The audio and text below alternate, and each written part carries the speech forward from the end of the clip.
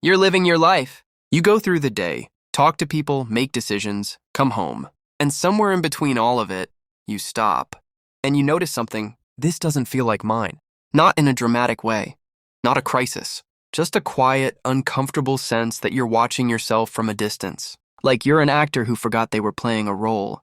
And now can't find the real person underneath. You don't know when it started. You're not sure if it ever wasn't there. And the strangest part? You can't explain it to anyone. Because from the outside, your life looks fine. So what is actually happening inside you? And why does the life you built feel like it belongs to someone else? It shows up in small moments. Someone asks what you want for dinner, and you genuinely don't know. Not because you're indecisive, because the question feels distant. Like it's being asked to someone slightly behind you. You scroll through old photos and the person smiling back feels unfamiliar. You achieve something you worked for and feel nothing. Or worse, feel like a fraud waiting to be uncovered. You laugh at the right moments. You say the right things. But there's a subtle lag, a half-second delay between experience and feeling. Like life is happening just slightly out of reach. This affects how you make decisions. You choose based on what makes sense logically or what other people seem to expect. Not because you don't care, but because you've lost the internal signal that tells you what you actually want. Your relationships start to feel like performances, not intentionally. But you find yourself wondering, do they know the real me? And then the darker question, do I?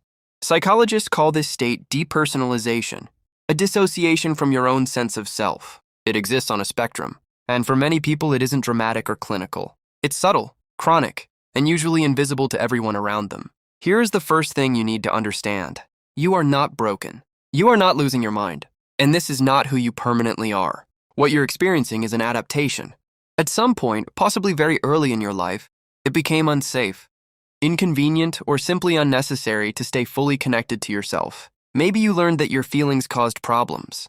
Maybe expressing what you truly wanted led to rejection or conflict or silence. So gradually, without deciding to, you learned to mute the signal. You kept functioning. You kept showing up. But piece by piece, the authentic self went quiet.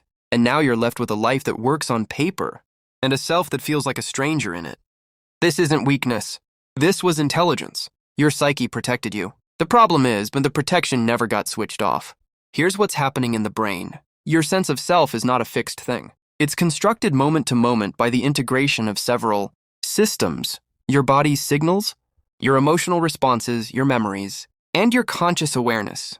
When these systems work together, you feel present, grounded, like yourself. But when one of those channels gets persistently suppressed, particularly the emotional signal, the integration breaks down. Neuroscientists refer to this as disrupted interoceptive awareness. Interoception is your brain's ability to read the internal state of your body, your hunger, your discomfort, your desire, your gut feeling. When you've spent years overriding those signals, pushing feelings down, performing calm, staying functional, the channel literally becomes quieter. Think of it like a radio antenna that's been bent slightly out of position. The signal is still there. The station is still broadcasting, but what you receive is muffled, distorted, delayed. The mental model to hold on to is this. Your authentic self is not gone.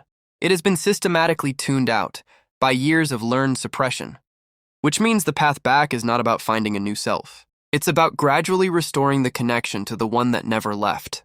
Step 1. Stop trying to think your way back to yourself. The self is not found through analysis. It's found through sensation. When you face a choice, any choice, and before you think, pause and ask, where do I feel this in my body? Not what should I do, not what makes sense. Where do I feel this? This works because interoceptive signals are processed in the insula, a brain region that bridges body and emotion. Bringing gentle attention to body, sensation begins to reactivate the channel you've been suppressing.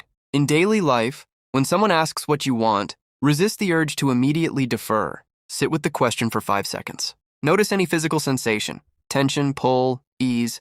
That is data. Step 2. Notice your performed responses. You have a set of automatic responses that you deliver on cue. I'm fine. Whatever you think. I don't mind. These are not truth. They are trained outputs. Begin to notice them, not to eliminate them immediately, but simply to observe that was performed. This metacognitive awareness activates the prefrontal cortex in a way that loosens automatic patterns without requiring willpower.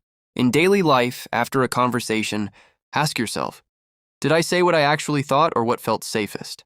Step 3. Return to environments where you felt real. There are moments, probably rare, when the lag disappears. When you feel present, notice what those contexts have in common. Is it solitude?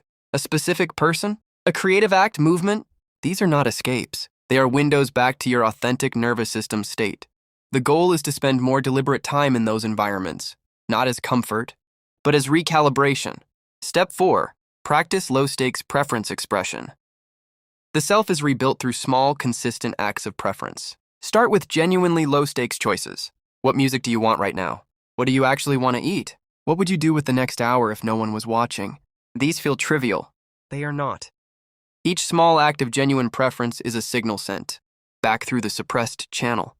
Over time, the brain begins to trust that the signal is safe to receive. Step 5. Allow the discomfort of being known. As the connection to yourself slowly returns, you will feel the urge to hide it again. Being real feels exposed. Being known feels risky. That discomfort is not a sign you're doing it wrong. It's a sign you're doing it right. The brain's threat response system will flag authenticity as danger. If it has been punished before, sit with the discomfort gently. Acknowledge it without obeying it. Here is the single model to carry with you. You are not a stranger to yourself. You are someone who learned to stop listening. The authentic self was never removed. It was suppressed, gradually for good reasons, by a version of you that needed to survive. What you're doing now is not building a new identity. You are learning to receive what was always being broadcast. The signal was never lost. You just learned to ignore it. You don't need a dramatic breakthrough. You don't need to overhaul your life or excavate every wound.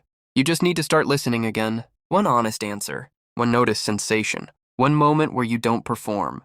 That's where it starts. Not because someone told you it should, because somewhere underneath the distance, something in you already knows. The stranger you keep meeting in the mirror, that's not who you are. That's who you became to get here safely.